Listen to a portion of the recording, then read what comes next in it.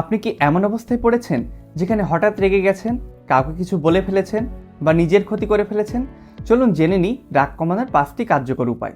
গভীর শ্বাস নিন। রেগে গেলে শরীর টাইট হয়ে যায়। নাক দিয়ে ধীরে ধীরে শ্বাস নিন আর মুখ দিয়ে ছাড়ুন। এভাবে 5 বার করুন, মাথা ঠান্ডা হতে শুরু করবে।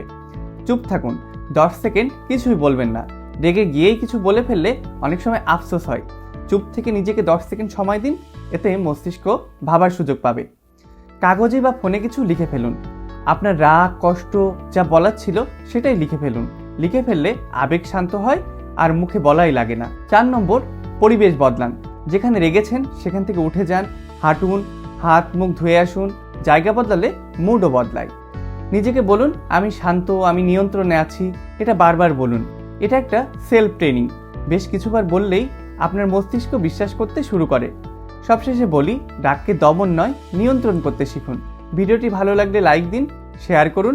আমি ডাক্তার আফিফ, আপনার পাশে সবসময়।